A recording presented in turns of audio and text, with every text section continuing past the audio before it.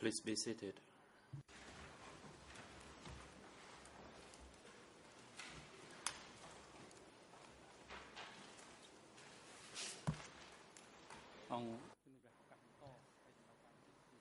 The court is now in session. As the chamber informs the parties and the public yesterday, for this morning session we will hear the testimony of TCW 548. And for the afternoon session, we will have a video conference with a witness from France.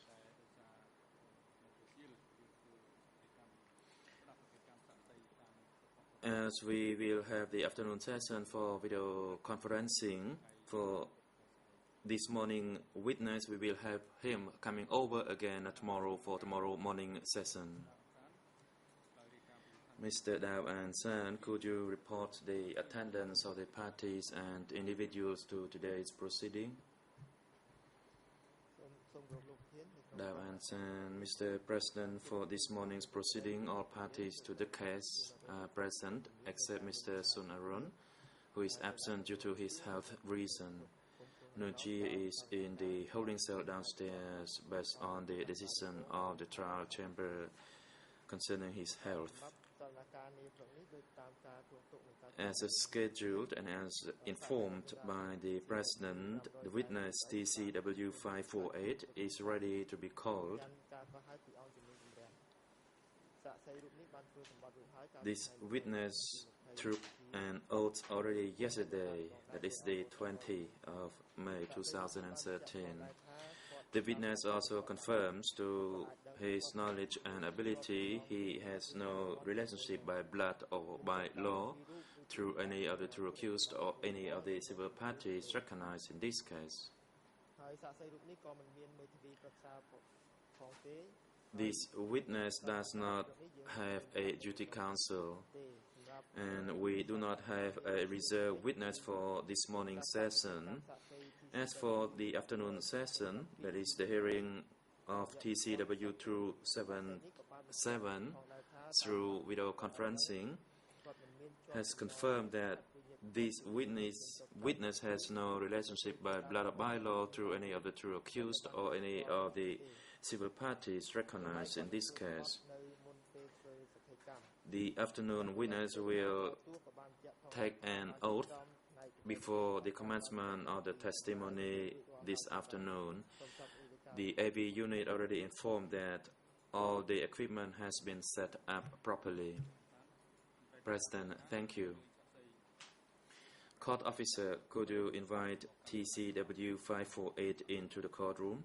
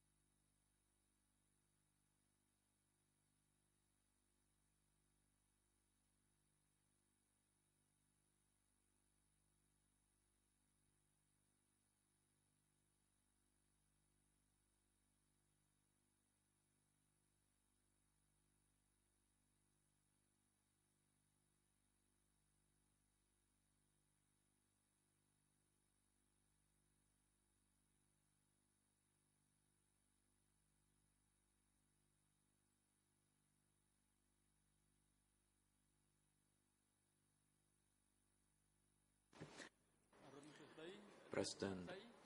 Good morning, Mr. Witness. What is your name? Witness. Good morning, Mr. President. My name is Prum Su. Thank you. Question. Besides Prum Su, do you have any other name or alias?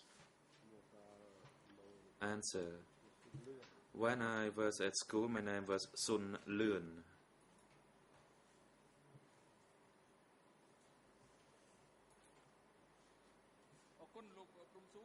Thank you. Question. When were you born? Answer. I was born on 4th July 1950. Thank you. Question. Where is your current address? Answer. My address is in Siem Reap province. Question. What is your current occupation? Answer. I do not work. I am a handicapped person and I lived on my pension and with the support of my children. Question. So it means that you are a retired civil servant. Is this correct? Answered. Yes. Thank you. Question. Where were you born, Mr. Promsu? Answer. I was born in Rolu village, Swache commune, Thmopu district, Battambang province. Question. Can you tell the chamber your father's name, your mother's name, your wife's names, and the number of children that you have? Answer. My father's name was Chong Sun and my mother's name is Hut Mon. My wife's name is Rum Sam An. And we have 4 children.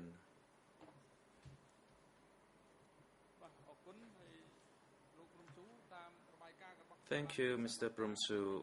As reported by the greffier, to your birth knowledge and ability, you have no relationship by blood or by law through any of the civil parties recognized in this case, nor through any of the true accused, that is Nuon Chi and Kir Sampon. Is this correct? Answer. Yes, that is correct. Thank you. Also, in the report by the greffier, you already took an oath before you appear before this chamber. Did you take an oath as reported?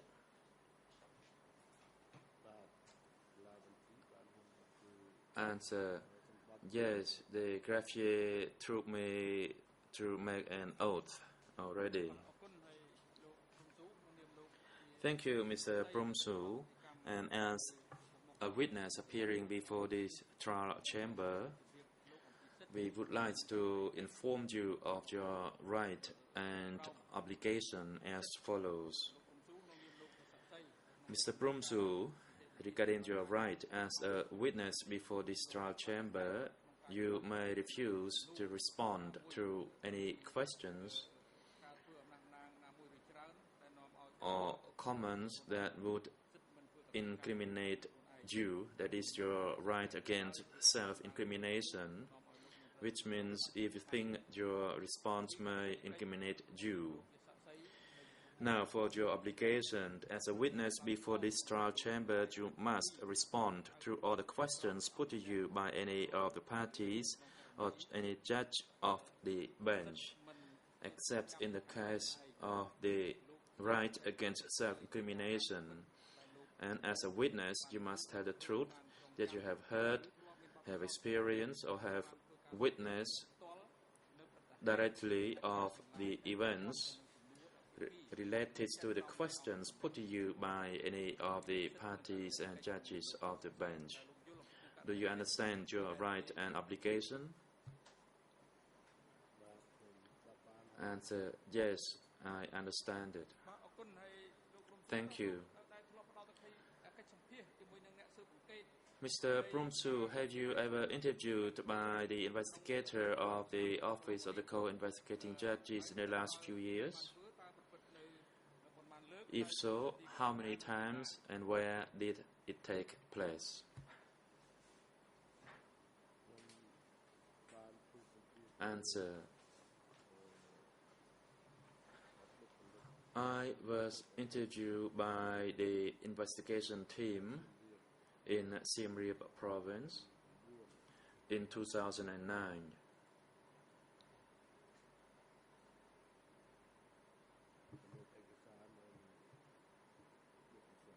And I have the written record of interview with me. Question: how many times were you interviewed? Answer: only one time. It lasted the whole day. Thank you. Question: before you appear before this chamber, have you read or reviewed the written record of your interview with the investigators in order to recollect yourself?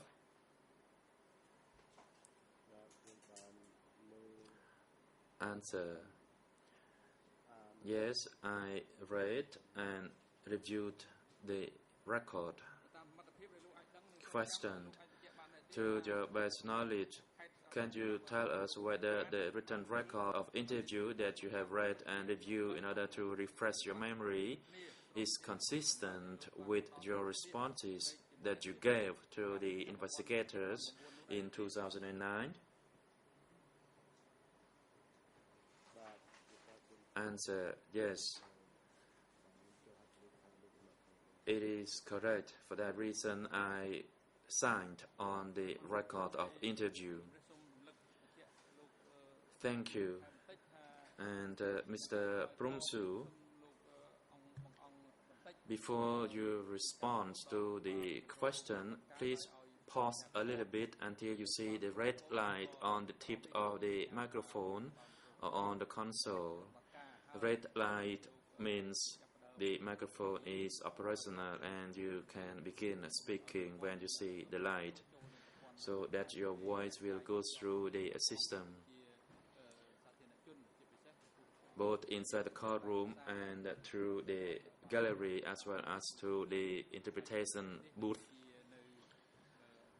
And of course, the microphone and the console will be operated by the AV personnel.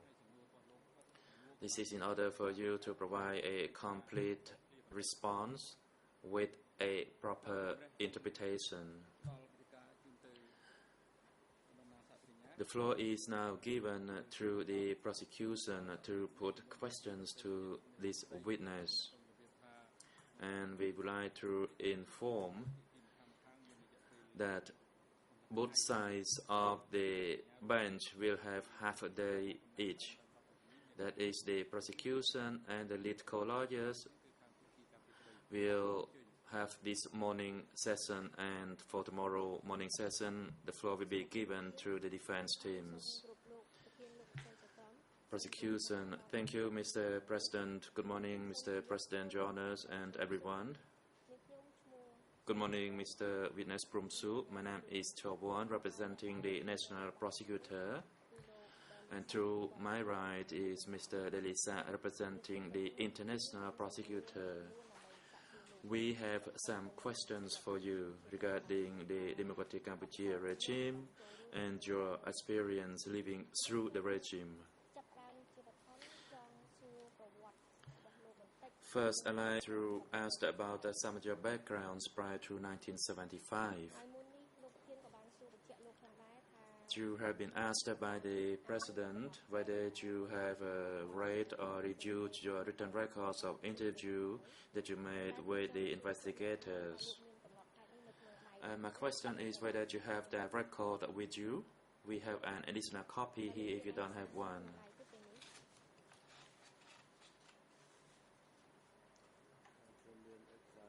Answer: yes, I have the document with me.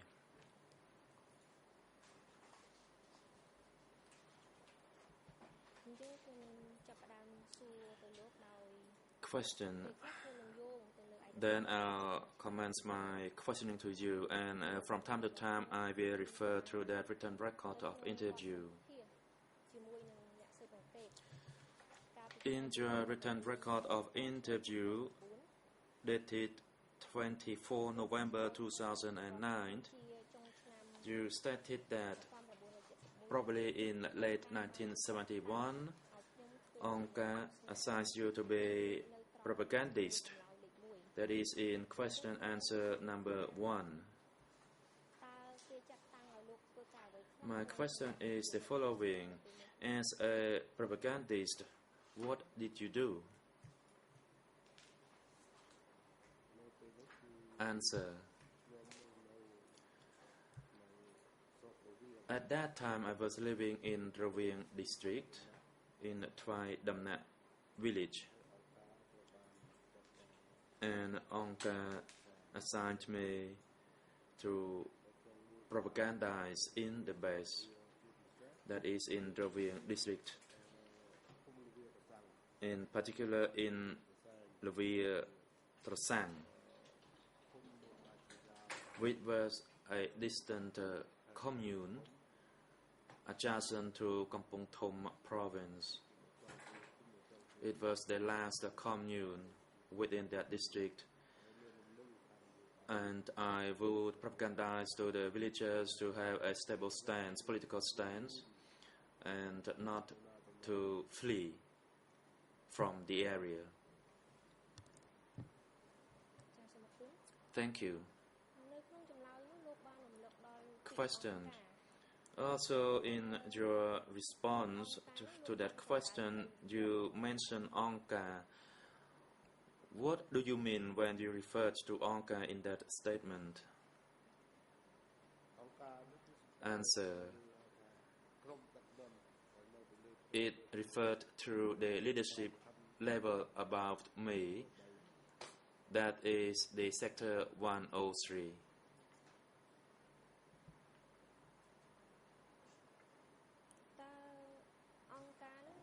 Question. Was Angka only up to the sector level, or was Angka also above the sector level?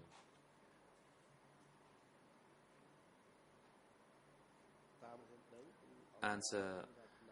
Through my knowledge, Angka was from the top level down through the base level. At the top level, there would be the central committee,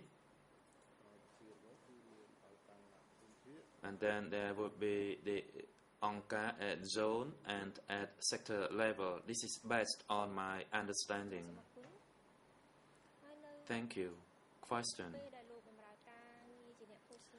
When you served as a propagandist, did you hear of people talking about cooperative back then? Answer. In Sector 103 of Pravihir province, they did not refer to a cooperative, rather they referred to a community. They worked together, they did the rice farming together, but they ate individually. And only at a later stage, then the community was transformed into cooperative, and by then people ate communally. Question. Do you know in what year was the cooperative established? Answer. Through my recollection, it was established in 1973. As for the community, it was established around 1971 or 1972. Question. Do you know who gave the order for the establishment of the cooperative in the place where you worked? Answer. It was only the district and the sector levels or committees who made such a preparation. Thank you. Again, in your written record of interview in the same question and answer session 1, you stated that in 1972, Onka made you to be a core member, and in 1973 you became a party's member at Long Swai office, presided over by Hong, who was the deputy chairman of Sector 103. My question is, when did you know Hong and under what circumstances? Answer. Hong was a cadre who first came to Rovieng district, and he led the people there in his capacity as the deputy chairman of Sector 103. Question. Can you recall in what year that you got to know this person, Hong? Answer. I got to know him in around 1971 when Hu Yun came for a meeting in Rovieng Pagoda. Question. Who introduced you to Hong? Or how did you get to know him in 1971? Answer.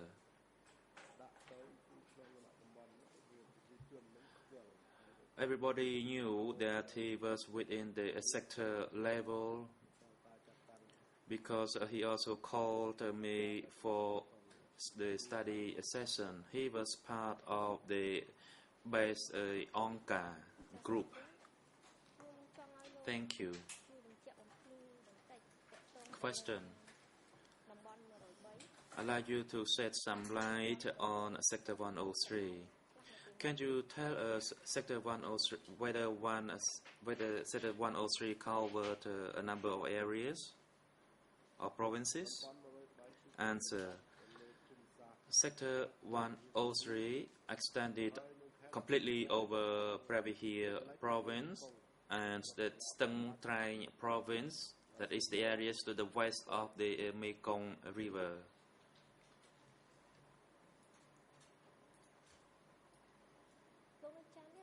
Question.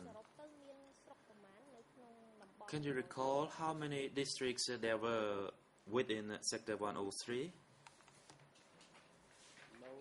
Answer. In Sector 103, there were 13 districts. That was after 1970. Question.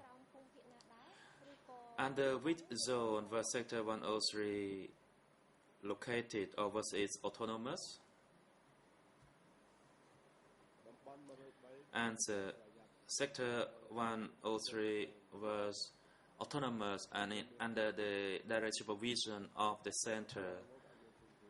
At that time, zone level was not yet established. Thank you.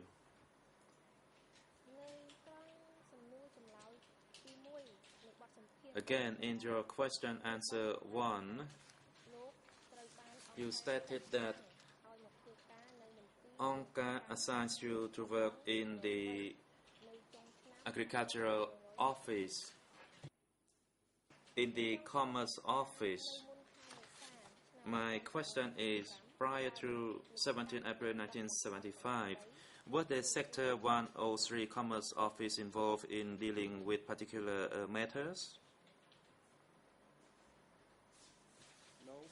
Answer. Before 17 April 1975, the Commerce Office of Sector 103 involved in dealing with the livelihood of the people in the entire sector. That was the primary target, in particular to deal with the supply of salt, secondly the medicine, and thirdly the clothing for the people.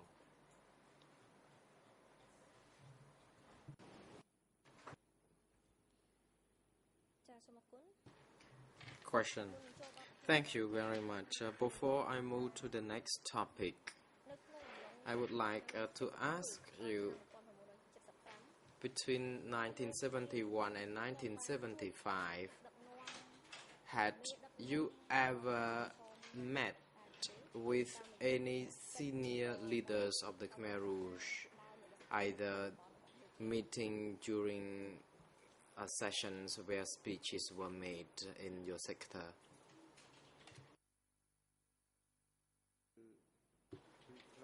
Response. From 1970 to 1975, I had never met in person any senior leaders, but I heard of their travels. I heard that they pass our area. I heard of Mr. Kilsampon, who got married in Rovieng, or had a wife in Rovieng, rather. And in 1973, we heard that some like Sihanouk traveled with other people from Stung Trang to Preavihir, all the way to Siem Reap, and they were accompanied by Khieu Samphan and Nuon Chea. I never met them, but I heard about this. Question. How did you know about this, or how did you hear about this?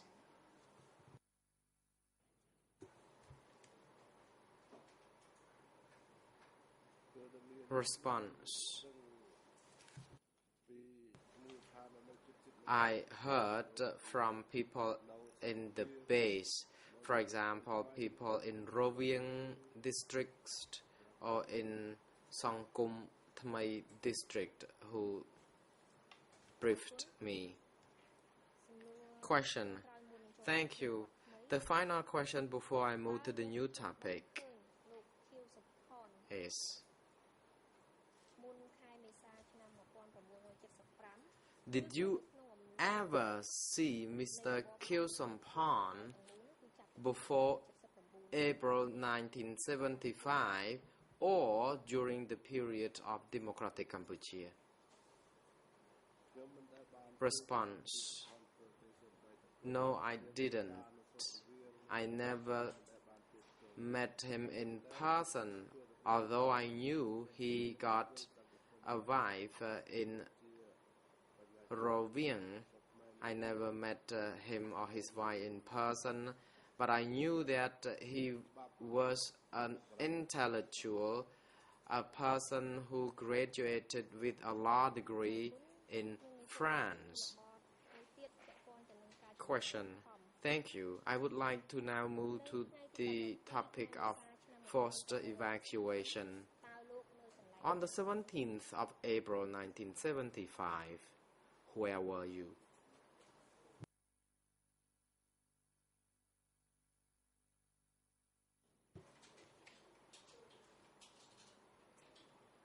Response.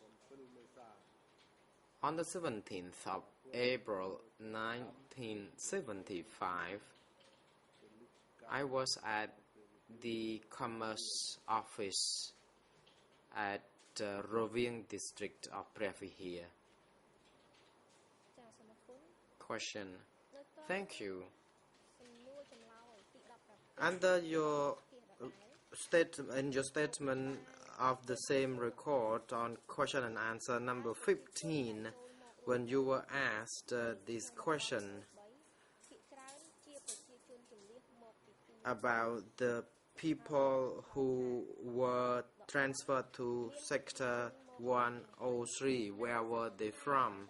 And you said that the people who were at Sector 103 were those who were students from France and Germany, for example.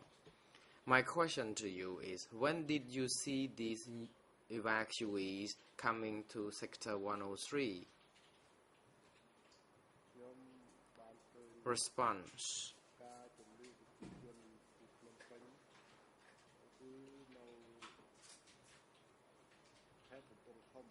It was in Kampong Thom province that I saw people being evacuated from Phnom Penh to Previer because I was in charge of transporting goods and we had to distribute tractors and vehicles at Sector 103, and during the course of my work I saw the evacuees. Question. You have not answered my question yet. When did you see them? Response. I don't remember the exact date, but I knew for sure that these evacuees were transported by boats and they were disembarked at Kampong Thom at the vicinity of Stung San Hotel, the current Stung San Hotel vicinity. Question. Did you know in advance that these people would be sent to Sector 103?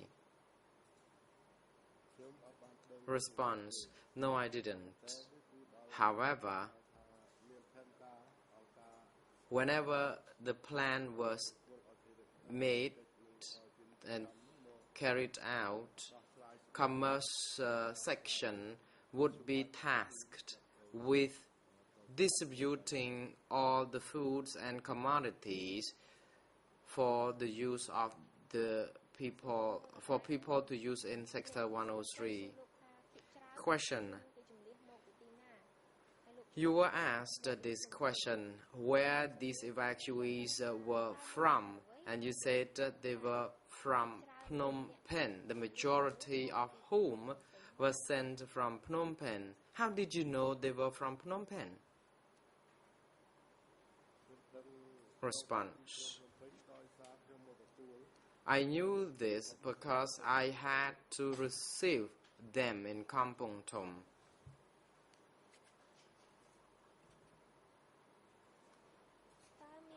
Question.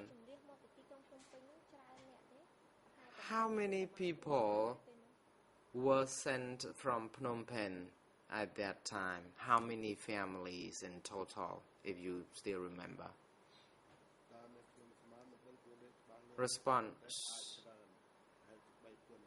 There were about 3,000 people. Question. About 3,000 people. Are you referring only to Phnom Penh evacuees, or are you also referring to other evacuees at that time? Response. No other evacuees were seen coming to that location where I had to receive. These people were mainly sent from Phnom Penh only. And we had to receive them. If they were from different locations, they would be received elsewhere.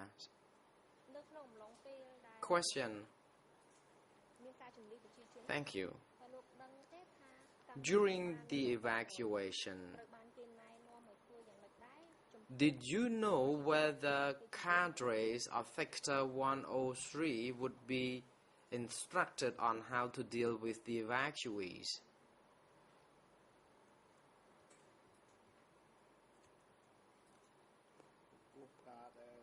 Response. To receive the evacuees, we were instructed in advance before these people came, and we were tasked with distributing salt, food, and other basic needs to the evacuees. And that was our task, and after that the job is done. Question. You also mentioned about Angka 103. Who were in the Angka 103?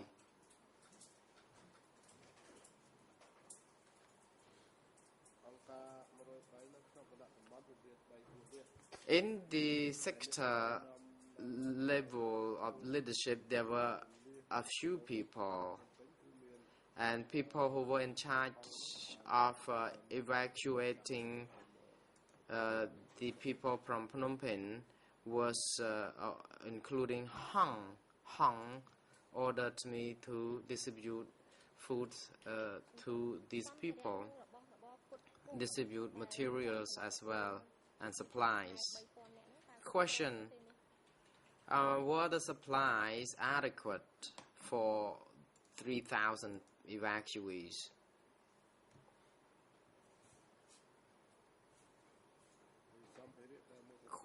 Response. Rice and salt were decent, and we also provided these people with enough tractors and vehicles for use. Question. To the best of your knowledge,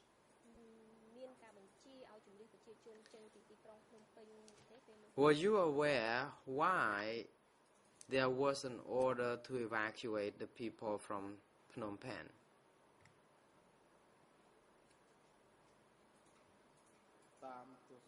Response.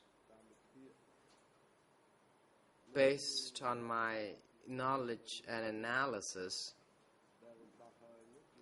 Phnom Penh was liberated, yet Phnom Penh had some security issues to be resolved. For example, that bombs would be dropped by Americans, and bombing was also a big concern.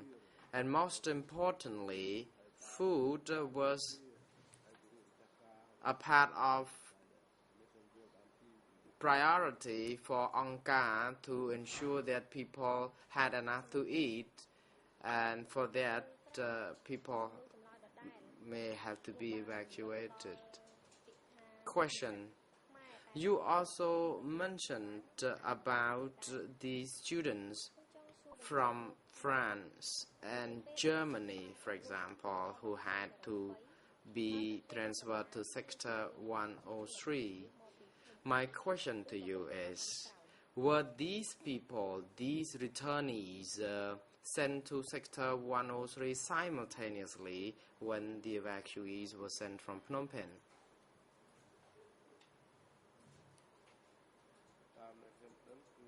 Response.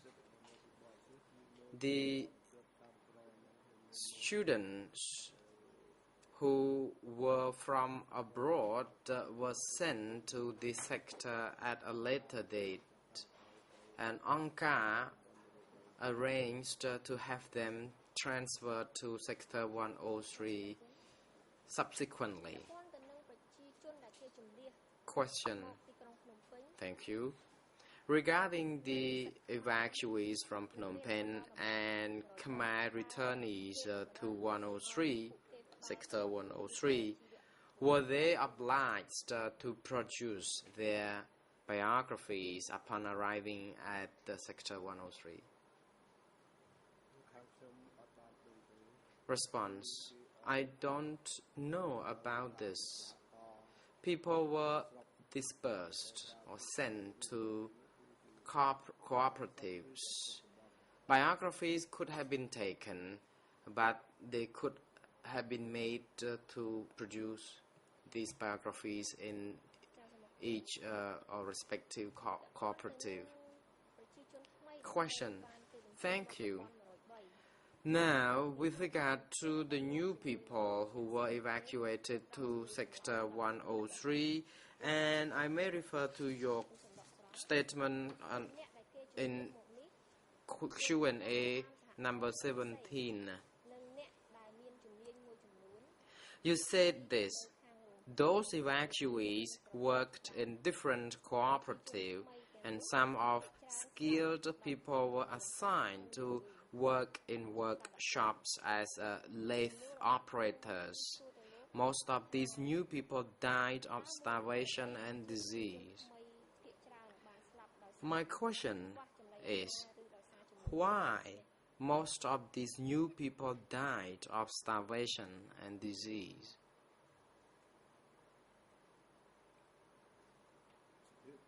Response: I saw this. I bore witness to this situation. The cooperatives were not skilled or experienced enough to handle this number of people, and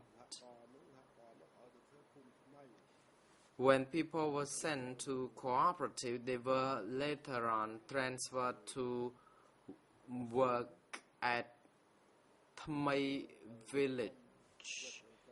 This group of people were confined or were placed in this single place. It's a new village indeed, so they had to clear the plantation.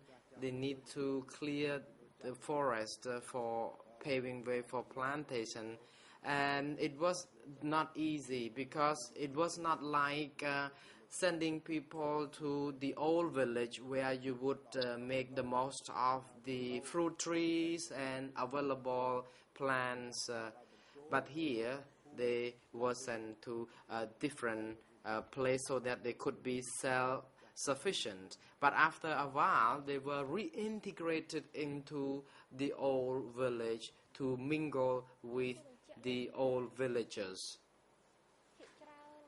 Question: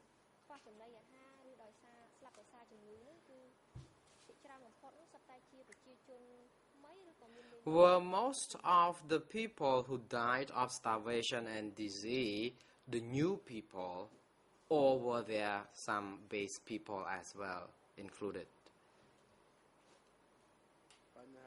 Response: when it comes to disease, there is no discrimination. People fell ill.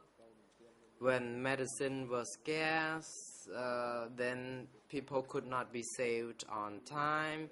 So this applies to all people, including the new and the base people. But the effect appears to be more seen on the new people than the base people, because these new people had to adapt new way of life, so life was not as pleasant as expected.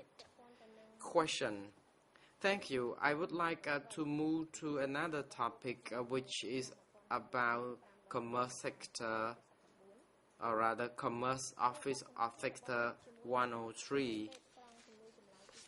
Under question number 2 of your statement, you said after the 17th of April 1975, and when you were asked where you worked, you said you worked at Commerce Office of Sector 103.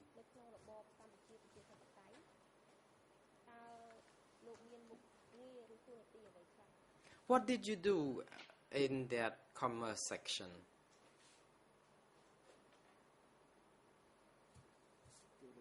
Response: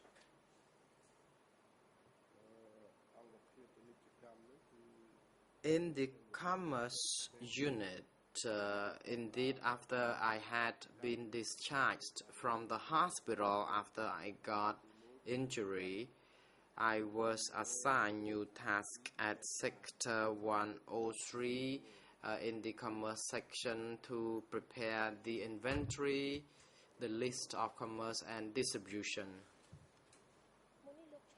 Question. You mentioned about your roles in commerce section of Sector 103. What was actually the overall role for commerce section of 103? Response. The core roles or function of commerce section of 103 was that people were expected or supposed to collect all the kitchen utensils, for example, like dishes, and have them collected from various from the sector, and also they had the task of this sector, or rather section, was to distribute the collected clothes, dishes, and other materials to different districts and cooperatives. Question. To which districts were these clothes or materials distributed?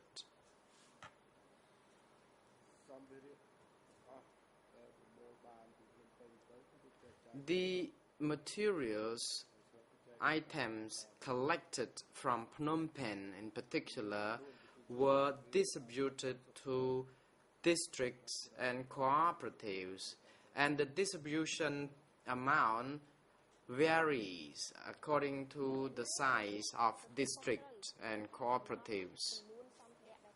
Question. Who determined the exact amount of distribution to these districts and cooperatives? Response.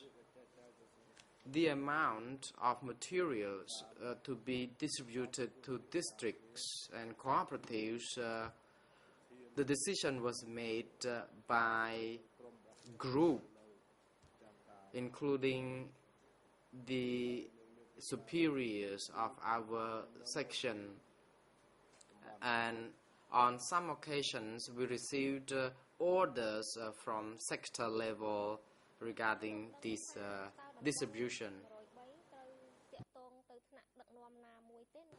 Question.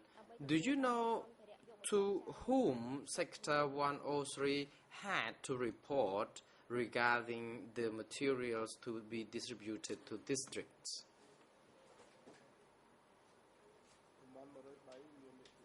Response. Sector 103 had to deal with the center, and so far as I know, Pang and Ki would be the two individuals who were the focal persons to contact when it comes to communication with the center from Sector 103. Mr. Witness, says the co-prosecutor,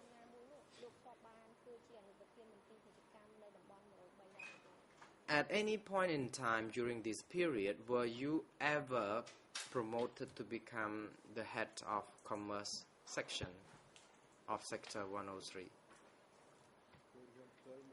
Response.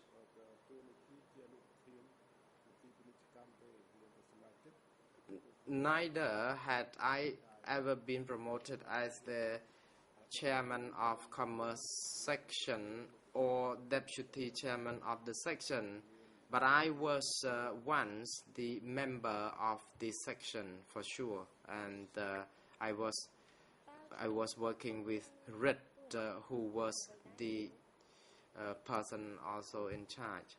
Question. What did Rit do at that time? Response. Rit was the deputy chairman.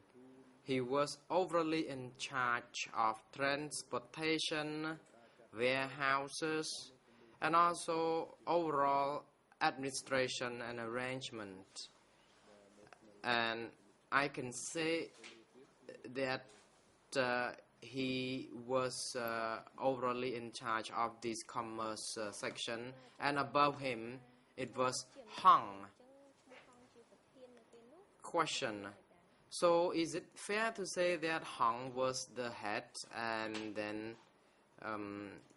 Rut was his deputy? Response.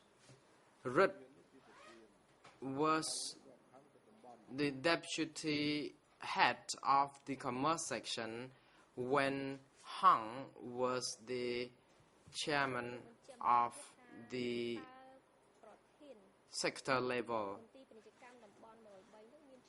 Question. Can you please be more precise? Who was the chairman of commerce section of sector 103? Response. Pien was the head of commerce section of 103. Question.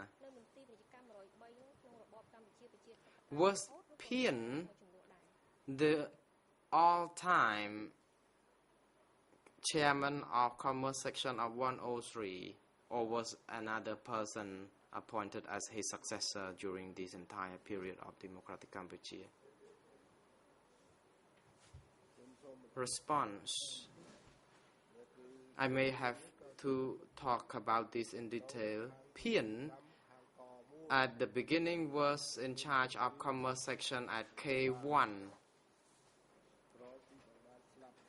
He was close to brother Man, but when Man passed away, then these people were gathered to work at the commerce section in Rovieng. From that on, there was no K1, K2 as such. It was only commerce section in sector 103, one single commerce section there. Question. Thank you. Where was commerce section in sector 103 situated? Response. It was situated in Rovieng district, in the provincial town of district Rovieng.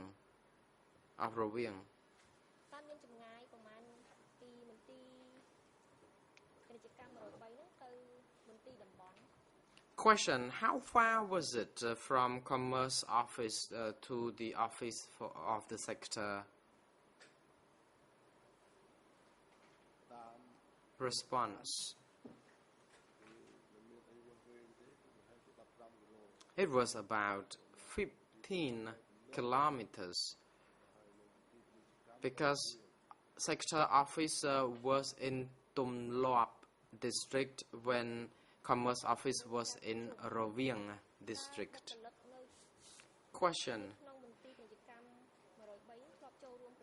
Regarding meetings, did any members of this commerce section join meetings when member of sectors convened the meetings?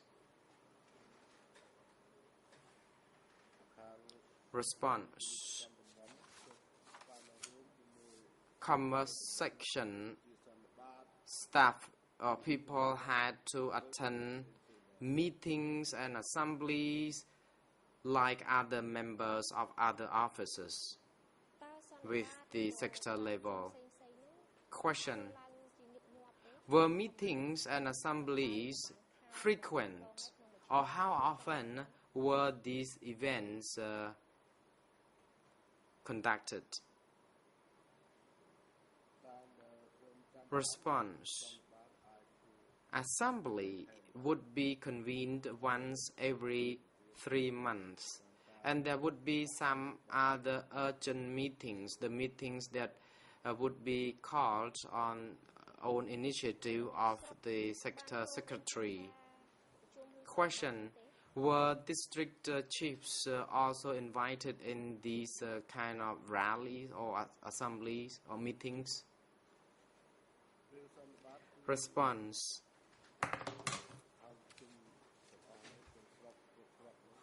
In such meetings, everyone would be invited to attend, including military who were stationed at the border. Question. In general, what were the topics of those assemblies or urgent meetings?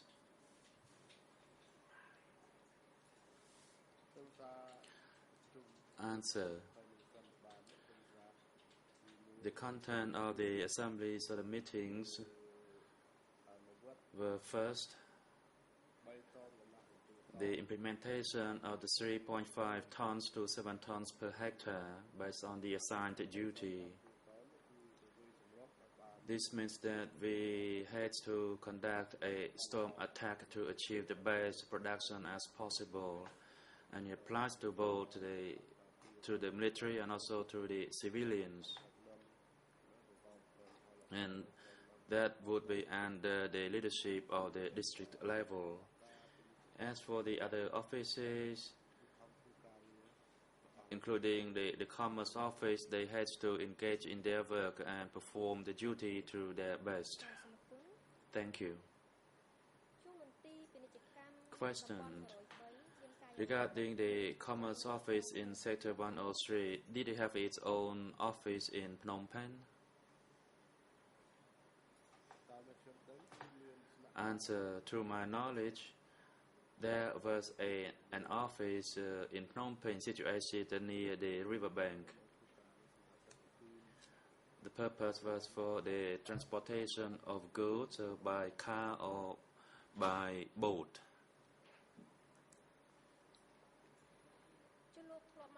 Question. Did you ever come to that office in Phnom Penh?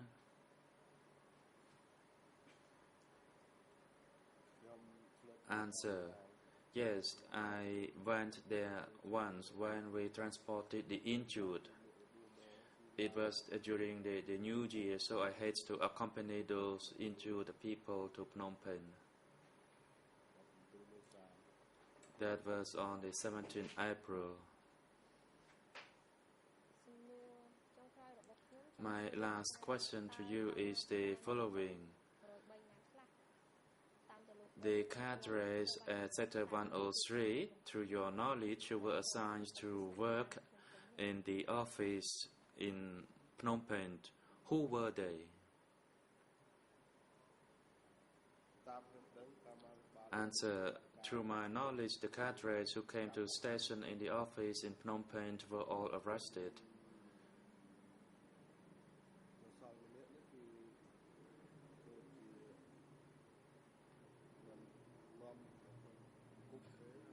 In fact, one survived, but in 1979, the person was a brother or a sister-in-law of Khieu Samphan, but the rest disappeared. Question.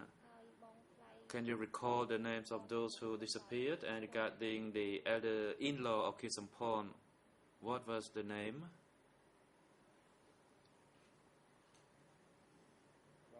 Answer. The elder-in-law of Khieu Samphan, while he was still alive, was Chon. Some died, including Ping, and I cannot recall the other names.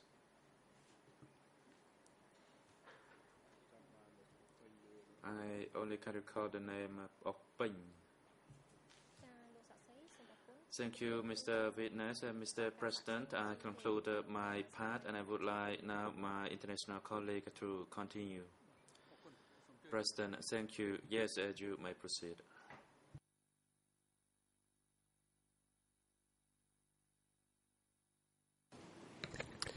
Thank you, Mr. President. Good morning, Mr. Prem Tsu. Let me just quickly follow up on something that you just mentioned. You indicated that you came to the sector office Phnom Penh once in order to transport some injured people. Can you tell us what year that was and why it was that you were transporting injured people to the sector office in Phnom Penh?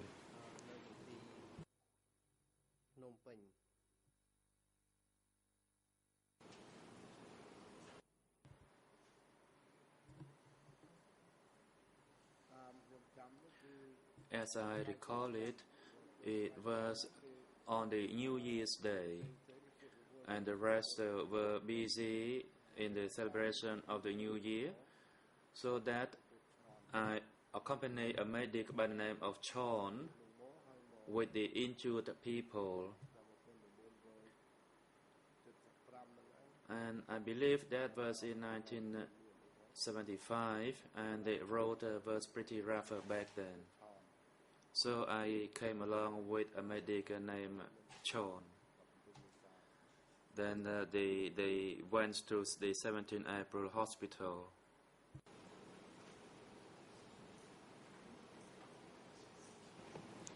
And how was it that these people had been injured?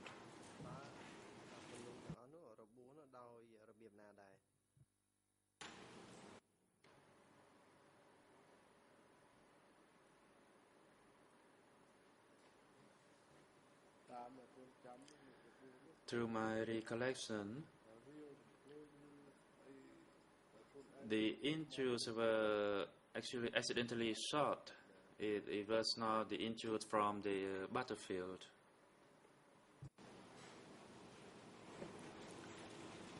I want to move on to some questions that relate to the structure, lines of authority, reporting, and communications in Sector 103 during the DK regime. And you've indicated that Hong was the Sector 103 secretary after the death of Bong Man in 1974, and you indicate in answer number 3 of your OCIJ interview that Hong continued to be sector secretary until his arrest at the end of 1977. So I would like to start with some questions relating to the period during which Hong was the sector secretary. And one of the documents that has been admitted in this trial is the minutes of a 8 March 1976 Standing Committee meeting on base work, which is document E3/232, E3/232. The list of attendees at this meeting include the party secretary, Pol Pot, the deputy secretary, Noon Chea, Kusum Pan, alias Hem, a representative from Sector 106 identified as Comrade Sot, and a representative from Sector 103 identified as Comrade Hong. Can you confirm for us whether Hong was the secretary of Sector 103 as of March 1976?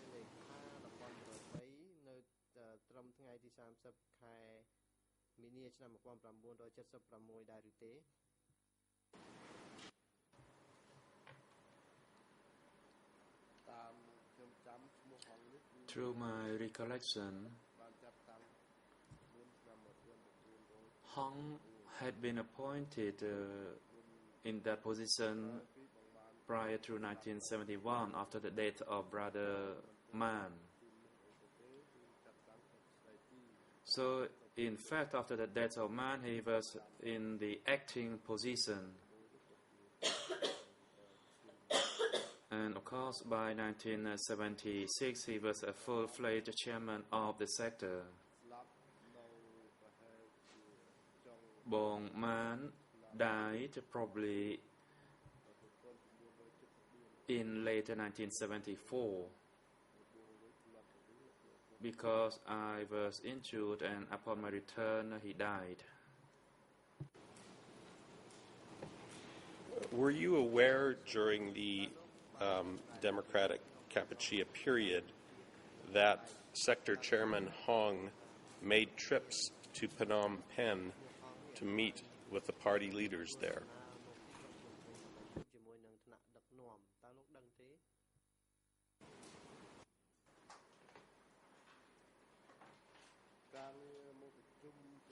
Regarding the meetings with the upper echelon or with the central committee by him, he did not tell me.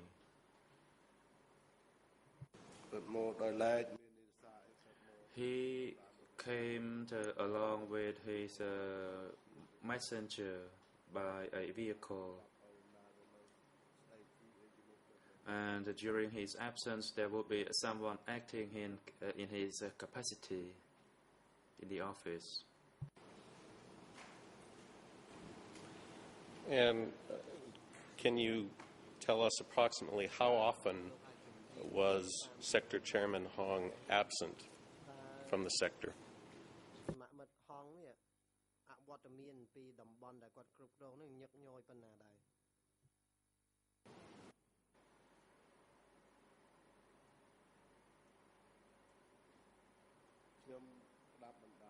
I could not grasp the situation because at that time the issue of secrecy was high and strict, so I only minded my own business. I want to read to you a portion from the 8 March 1976 Standing Committee minutes in which Sector Chairman Hong reported on the situation in the sector. And for the record, this is section 2.3 of those minutes. In that part of the meeting, Hong reported, quote, "Many of the brothers and sisters of the people in the work sites are ill and have fevers," end of quote. He also reported on the enemy situation in the sector, stating, quote, "Along the Thai border, especially at Prasat Prevahir, there are no activities, but they send in spies, Thai nationals whom we have captured." And continuing, Hong reported that since January, almost 100 people in total have been arrested. Do you know what was done with Thai nationals believed to be spies who were captured at Prevahir, where they were taken and what happened to them?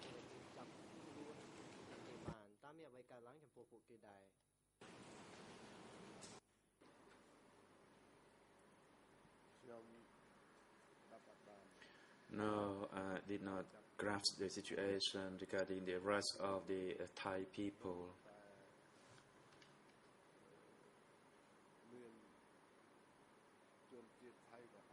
I knew that there were the red Thais, or in Khmer, Thai Krahom, who came to make their best along the area, but I did not know about the rest of the Thai. And in that same meeting, Hong reported to the party leaders in Phnom Penh that there had been almost 100 people arrested since January.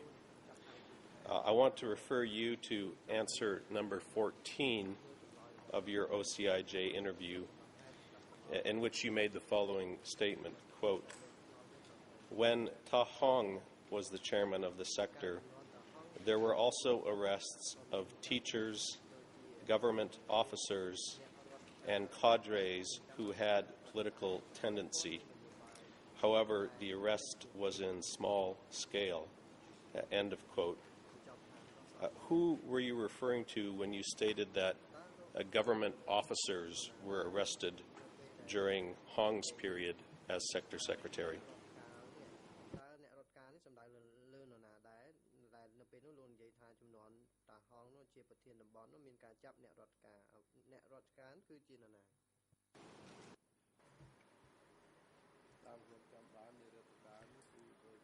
Through my recollection, it was the village chief of Swai Damnak by the name of Kung was arrested. That was in late 1975, and later on there was an arrest of a teacher whom I knew, and that was in 1969. At that time, some of them were arrested.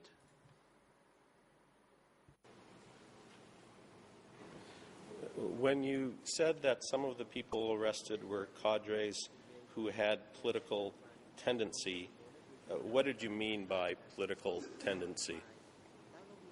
ចង់មានន័យយ៉ាងម៉េចដែរនៅពេលដែលលោកនិយាយថាពាក់ព័ន្ធនឹងនយោបាយ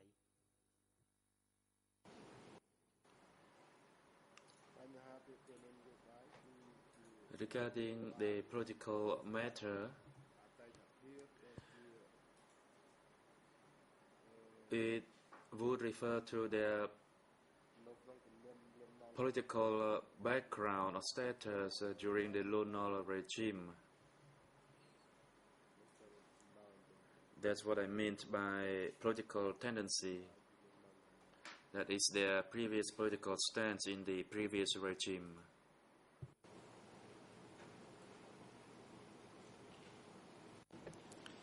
Mr. President, I'd like to show the witness now a document, document E3/874, E3/874, which is a 18 July 1976 telegram from Hong addressed to beloved and missed brothers and copied to brothers Nguyen, Q, Van, Office and Documentation.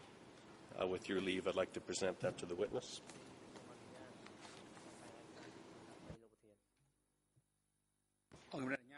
President, yes, you may do so. Court officer, could you deliver the document from the prosecution for the witness examination?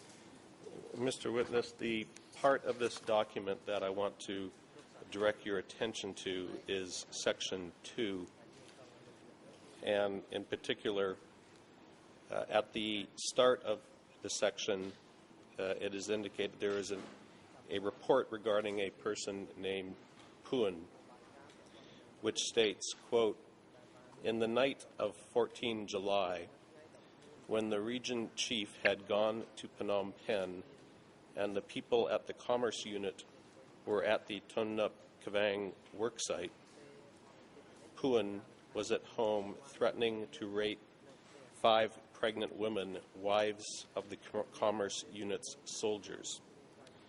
One of the soldiers arrived and saw Puan assaulting his wife. Then he ran to report to our comrades in the Commerce Unit's committee." And then continuing later below, quote, "According to the analysis of the region's chief and the people of the commercial branch, Puan is incapable." President interrupt. The prosecutor, there is an objection by the counsel for Kisampon. You may pause. Kisampon's defense, you may proceed. Thank you, Mr. President. I'd like to request that the prosecution should follow the procedure of presenting the document first, whether the witness is familiar with the document handed to him before the prosecution can in fact read a rather long passage from the document. Mr. President, if I may respond, one of the exceptions we've established, particularly with reports regarding areas that the person was responsible for, is that the witness is entitled to review and testify about reports or minutes that directly concern matters within his area of knowledge. This is a report that concerns events that took place at the Commerce Unit in Sector 103, and under the prior precedent, we've been allowed for witnesses to testify about reports and telegrams where they directly involve matters within their knowledge.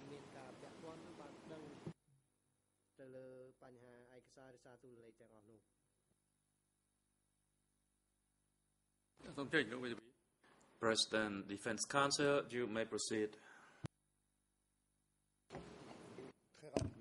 Very briefly, Mr. President, just to respond that the witness has contested the fact that he was responsible for the trade division, and if it is deemed necessary to examine him on that particular matter, he may do so. But to impose a document as if he were familiar with it and to take it for granted without any preliminary questioning is inappropriate. Mr. President, the point of the question was to direct him, read to him the portions of the document, and then to ask him whether he was familiar with the matter that was reported.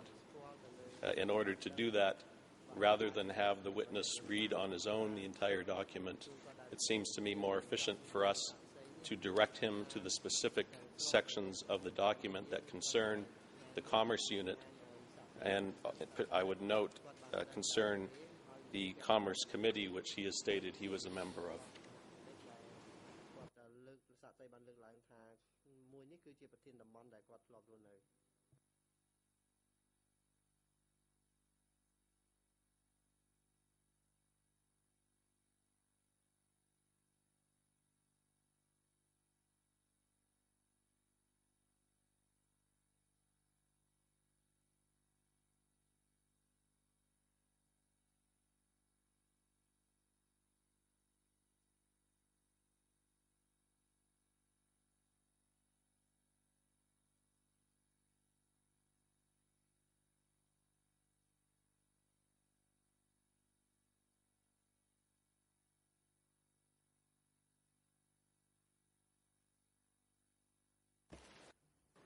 President,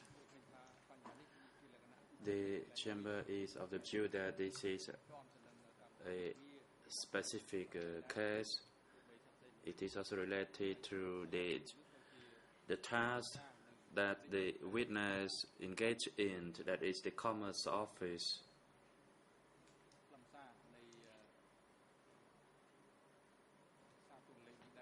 And that is also related to the content of the telegram. And for that reason, the Chamber also wished to hear the abstract from the telegram. So, yes, the prosecution, as you may proceed with your questioning to this witness and to read the relevant portion from that telegram.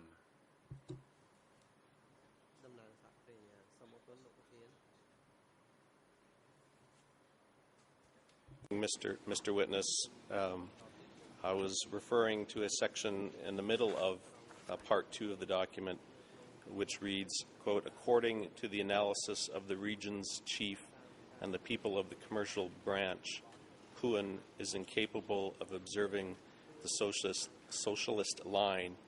He is against it instead.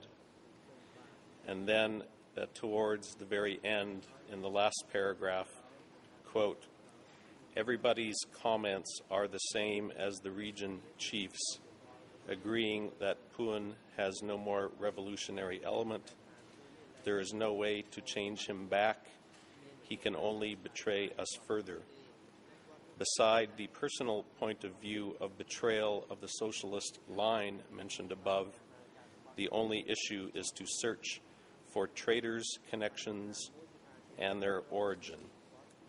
And the report concludes by requesting advice from the party on the matter. My question to you, Mr. Witness, is do you recall this incident, and can you tell us who Puan was?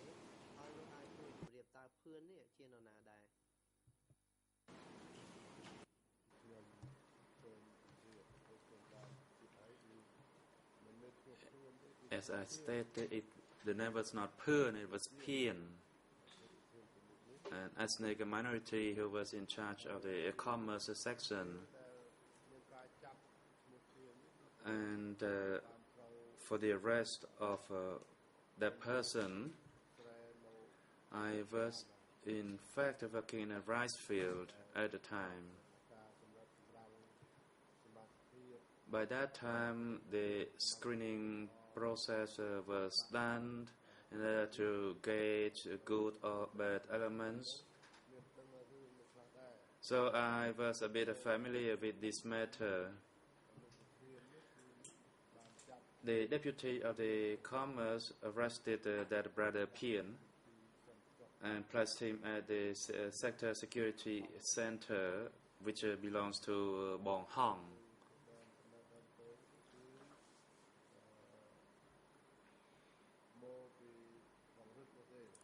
And in fact, it caused by Bong Rep regarding the conflicts at the Commerce Office in Roving. Then he made a report through the Central Committee to ask for opinion. However, this is based on my understanding.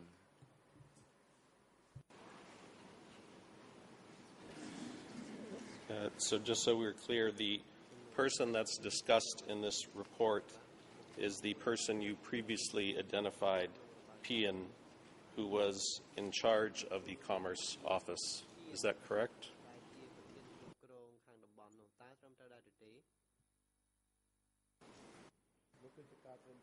Yes, that is correct. Pien was the chairman of the office.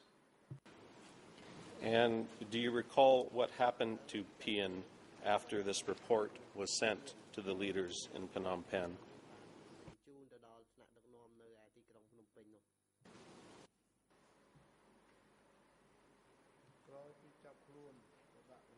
After his arrest, he was placed at the security center, and after the report, that person, Pien, disappeared.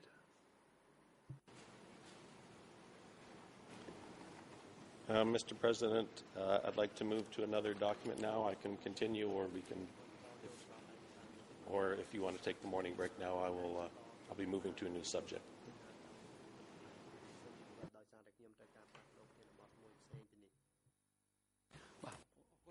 President, thank you. The time is appropriate for a short break. We will take a 15-minute break,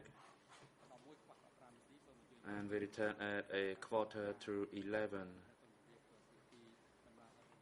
And the prosecution and the legal lawyers, you are once again reminded that for this morning session,